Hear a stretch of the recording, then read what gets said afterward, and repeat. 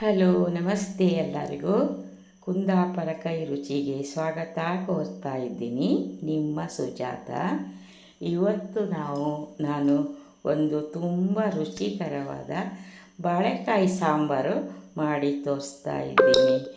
ಇದನ್ನು ಕೊನೆ ತನಕ ಎಲ್ಲೂ ಸ್ಕಿಪ್ ಮಾಡದೇನೆ ಕೊನೆ ತನಕ ನೋಡಿ. ನೀವು ಯಾವ ಥರ ಮಾಡ್ತೀರೋ ಗೊತ್ತಿಲ್ಲ, ನಾವು ಈ ಥರ ಮಾಡ್ತಾಯಿದ್ದೀನಿ. ಬಾಳೆಕಾಯಿ ಆರೋಗ್ಯಕ್ಕೆ ತುಂಬ ಒಳ್ಳೆಯದು. ಇದು ವಾರದಲ್ಲಿ 1 ಸರ್ತಿ 2 ಸರ್ತಿ ಮಾಡಿದರೆ ಕಿಡ್ನಿ ಸ್ಟೋನ್ ಪ್ರಾಬ್ಲಮ್ ಬರುವುದೇ ಇಲ್ಲ ಅಂತ ಆಯುರ್ವೇದಿಕ್ ಡಾಕ್ಟ್ರು ಹೇಳ್ತಾರೆ. ಹಾಗಾಗಿ ನಾನು ಇವತ್ತು ಒಂದು 15 ದಿನಕ್ಕೆ 1 ಸರ್ತಿ ಬಾಳೆಕಾಯಿ ಸಾಂಬಾರು ಮಾಡ್ತಿರ್ತೀನಿ. ಹಾಗೆ ಅದು ತುಂಬ ಚೆನ್ನಾಗೂ ಇರುತ್ತೆ, ಟೇಸ್ಟು ಆಗಿರುತ್ತೆ. ಅದು ಮಾಡೋ ರೀತಿಯಲ್ಲಿ ಮಾಡಿದರೆ ತುಂಬ ಚೆನ್ನಾಗಿರುತ್ತೆ. ನಾವು ಏನು ಮಾಡ್ತೀವಿ, ಇವಾಗ 1-2 ಬಾಳೆಕಾಯಿನ ಚೆನ್ನಾಗಿ ಚಿಕ್ಕದಾಗಿ ಹಚ್ಚಿ ನೀರಲ್ಲಿ ಒಂದು ಅರ್ಧ ಗಂಟೆ ಹಾಕಿ ಇಟ್ಟಿದ್ದೀನಿ. 2 ಟೊಮೆಟೊ ಈರುಳ್ಳಿ ಹಚ್ಕೊಂಡಿದ್ದೀನಿ. ಹಾಗೆ ಬೆಳ್ಳುಳ್ಳಿನೂ ಸ್ವಲ್ಪ ಶುಂಠಿ ಬೆಳ್ಳುಳ್ಳಿ ಹಾಕಿ ಪೇಸ್ಟ್ ಮಾಡಿ ಇಟ್ಕೊಂಡಿದ್ದೀನಿ. ಈಗ ಅದಕ್ಕೊಂದು ಮಸಾಲೆ ರೆಡಿ ಮಾಡ್ತಾಯಿದ್ದೀನಿ. ಒಂದು ಬಾಣಲಿಗೆ 7-8 ಬ್ಯಾಡಗಿ ಮೆಣಸಿನಕಾಯಿ, 1 ಚಮಚ ಕೊಬ್ಬರಿ ಎಣ್ಣೆ ಹಾಕ್ಕೊಂಡಿದ್ದೀನಿ. ಹಾಗೆ ಸ್ವಲ್ಪ ಕರಿಬೇವು ಹೆಸಳು, 7-8 ಅದನ್ನು ಸಹ ಇದ್ರ ಜೊತೆಗೆ ಹಾಕಿ ಫ್ರೈ ಮಾಡಿ. 1 ಚಮಚ ಧನಿಯಾ ಹಾಕಿದ್ದೀನಿ, ಕೊತ್ತಂಬರಿ ಬೀಜ, ಆಮೇಲೆ ಅರ್ಧ ಚಮಚ ಜೀರಿಗೆ. ಇದನ್ನು ಹಾಕಿ ಸಣ್ಣ ಉರಿಯಲ್ಲಿ ಅದನ್ನು ಫ್ರೈ ಮಾಡ್ತೀನಿ. ಎಣ್ಣೆ ಹಾಕಿದ್ದಕ್ಕೆ ಚೆನ್ನಾಗಿ ಎಣ್ಣೆ ಜೊತೆ ಫ್ರೈ ಮಾಡಬೇಕು. ಅದನ್ನು ಫ್ರೈ ಮಾಡಿ ತಣ್ಣಗಾಯಿತು. ಇವಾಗ ಒಂದು ಮಿಕ್ಸಿ ಜಾರ್ಗೆ ಒಂದು ಅರ್ಧ ಬಟ್ಲು ತೆಂಗಿನಕಾಯಿ ತುರಿ ಹಾಕ್ಕೊಂಡು ಈ ಹುರಿದಿರುವ ಮಸಾಲನೂ ಇದ್ರ ಜೊತೆಗೆ ಮಿಕ್ಸ್ ಮಾಡ್ತೀನಿ. ಹಾಗೆ ಇದನ್ನು ಒಂದು ಸ್ವಲ್ಪ ನೀರು ಹಾಕಿ ಚೆನ್ನಾಗಿ ನೈಸಾಗಿ ರುಬ್ಬಿ ಸೈಡಲ್ಲಿ ಇಟ್ಕೊಂಡೆ ಫ್ರೆಂಡ್ಸ್. ಈಗ ಒಂದು ಪಾತ್ರೆಗೆ, ದಪ್ಪನಾದ ಪಾತ್ರೆಗೆ 2 ಚಮಚ ಕೊಬ್ಬರಿ ಎಣ್ಣೆ ಹಾಕಿದ್ದೀನಿ. ಕೊಬ್ಬರಿ ಎಣ್ಣೆ ಹಾಕಿಬಿಟ್ಟು ಸ್ವಲ್ಪ ಕರಿಬೇವು ಹೆಸಳು, ನಂತರ ಹಚ್ಚಿದ ಒಂದು ದಪ್ಪ ಈರುಳ್ಳಿ, ಇದನ್ನು ಹಾಕಿ ಚೆನ್ನಾಗಿ ಫ್ರೈ ಮಾಡಬೇಕು. ಸಣ್ಣ ಉರಿಯಲ್ಲಿ ಹಸಿ ವಾಸನೆ ಹೋಗೋ ತನಕ ಇದನ್ನು ಚೆನ್ನಾಗಿ ಫ್ರೈ ಮಾಡಿ. ನೋಡಿ, ಎಲ್ಲೂ ಸ್ಕಿಪ್ ಮಾಡಬೇಡಿ. ಹಾಗೆ ಫ್ರೈ ಆಗ್ತಾಯಿದೆ. ಶುಂಠಿ ಬೆಳ್ಳುಳ್ಳಿ ಪೇಸ್ಟ್ ಒಂಚೂರು ಹಾಕಿದ್ದೀನಿ.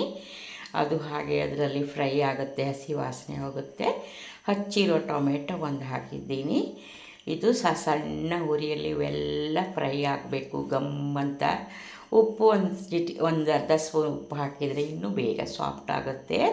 ಹಾಗಾಗಿ ಒಂದು ಅರ್ಧ ಸ್ಪೂನ್ ಉಪ್ಪು ಹಾಕಿದ್ದೀನಿ. ಇವಾಗ ನಾನು ಅಲಸಂದೆ ಕಾಳು ಬಿಡಿಸಿ ಇಟ್ಕೊಂಡಿದ್ದೀನಿ. ಹಸಿ ಅಲಸಂದೆ ಕಾಳು ತುಂಬ ಟೇಸ್ಟಾಗಿರುತ್ತೆ. ಒಬ್ಬೊಬ್ಬರು ನಾನು ಸಹ ಬೇಳೆ ಹಾಕಿಯೂ ಮಾಡ್ತೀನಿ. ಇವಾಗ ಇದು ಹಾಕಿದ್ದೀನಿ. ಹಚ್ಚಿರೋದು ಇದು ಬಾಳೆಕಾಯಿ ನೀರಲ್ಲಿತ್ತಲ್ಲ, ಅದನ್ನು ನೀಟಾಗಿ ತೊಳೆದ್ಬಿಟ್ಟು ಇದ್ರ ಜೊತೆ ಹಾಕಿದ್ದೀನಿ. ಒಗ್ಗರಣೆ ಜೊತೆನೇ ಇದೆಲ್ಲ ಮಿಕ್ಸ್ ಮಾಡಿದರೆ ಚೆನ್ನಾಗಿ ಬೇಯ್ತದೆ. ಹಾಗೆ ಉಪ್ಪು ಹಾಕ್ಬಿಟ್ಟು ಮುಚ್ಚಿ ಇಟ್ಬಿಟ್ಟೆ. ಆಯಿತು ನೋಡಿ, ಬೆಂದು ಹೋಗಿದೆ ತುಂಬ ಚೆನ್ನಾಗಿ ಗಮ್ಮಂತ ಇದೆ. ಇವಾಗ ಮತ್ತೆ ಸ್ವಲ್ಪ ನೀರು ಹಾಕಿಬಿಟ್ಟು ಒಂದು ಸ್ವಲ್ಪ ಇನ್ನೂ ಸ್ವಲ್ಪ ಮೆತ್ತಗೆ ಹಾಕಬೇಕು. ಫುಲ್ ಮೆತ್ತಗಾದರೆ ಚೆನ್ನಾಗಿರಲ್ಲ. ಸ್ವಲ್ಪ ಮುಚ್ಚಿ ಇಡ್ತೀನಿ. 2 ನಿಮಿಷ 5 ನಿಮಿಷ ಹವೆಯಲ್ಲೇ ಬೆಂದು ಬಿಡುತ್ತೆ. ಈಗ ಫುಲ್ ಬೆಂದು ಹೋಗಿದೆ. ಬೇಕಾದರೆ ಕೈಯಿಂದ ಸ್ವಲ್ಪ ಮುಟ್ಟಿ ನೋಡ್ಬೋದು. ಬೆಂದು ಹೋಗಿದೆ ನೋಡಿ, ಫುಲ್ ಬೆಂದೋಗಿದೆ. ಇವಾಗ ಮಸಾಲ ಸೈಡಿಗೆ ರುಬ್ಬಿ ಇಟ್ಕೊಂಡಿದ್ದೀನಲ್ಲ, ಆ ಗೊಜ್ಜು ಥರ ಬಂದಿದೆ, ಅದನ್ನು ಹಾಕ್ತಾಯಿದ್ದೀನಿ.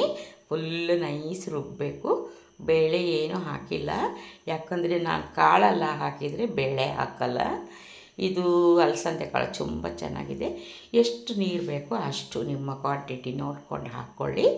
ಇದು ವೈಟ್ ರೈಸಿಗಂತೂ ತುಂಬ ಚೆನ್ನಾಗಿರುತ್ತೆ. ನಾವು 1 ಸರ್ತಿ ನೀವು ಮಾಡಿ ನೋಡಿ. ನಾನು ಈ ಥರ ಮಾಡ್ತಾಯಿದ್ದೀನಿ ನೋಡಿ. ಆಯಿತು.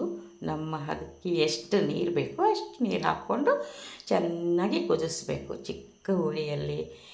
ನೀವು ಸಾಂಬಾರು ಮೊದಲು ದೊಡ್ಡ ಉರಿಯಲ್ಲಿ ಕುದಿಸ್ಬೇಕು, ಆಮೇಲೆ ಸಿಮ್ಮಲ್ಲಿ ಇಟ್ಟು ಒಂದು 5 ನಿಮಿಷ ಮುಚ್ಚಿಡ್ತೀವಿ. 5 ನಿಮಿಷ ಕುದಿಸಿದರೆ ಎಷ್ಟು ಚೆನ್ನಾಗಿರುತ್ತೆ. ಆಯಿತು ನೋಡಿ. ಈಗ ಒಂದು ಚಿಟಿಕೆ ಅಡಿಕೆ ಗಾತ್ರದ್ದು ಬೆಲ್ಲ ಹಾಕ್ಬಿಡ್ತೀನಿ. ಹುಳಿ ಏನು ಜಾಸ್ತಿ ಹಾಕಲ್ಲ, ಟೊಮೆಟೊನೇ ಸಾಕಾಗುತ್ತೆ. ಈ ಬೆಲ್ಲ ಯಾವ ಸಾಂಬಾರು ಇದ್ರೂ ಬೆಲ್ಲ ಹಾಕಿದರೆ ಅದು ತುಂಬ ಟೇಸ್ಟ್ ಆಗುತ್ತೆ, ತುಂಬ ರುಚಿ ಕೊಡುತ್ತೆ. ಆಯಿತು ಫ್ರೆಂಡ್ಸ್, ಮುಗೀತು ನಮ್ಮದು ಇವತ್ತು. ಕೊನೆ ಬಾಯ್. ಮತ್ತು ಇನ್ನೊಂದು ಒಳ್ಳೆಯ ರೆಸಿಪಿಯೊಂದಿಗೆ ನಿಮ್ಮನ್ನು ಭೇಟಿ ಆಗ್ತಾಯಿನಿ. ಅಲ್ಲಿ ತನಕ ಕಾಯ್ತಾ ಇರಿ.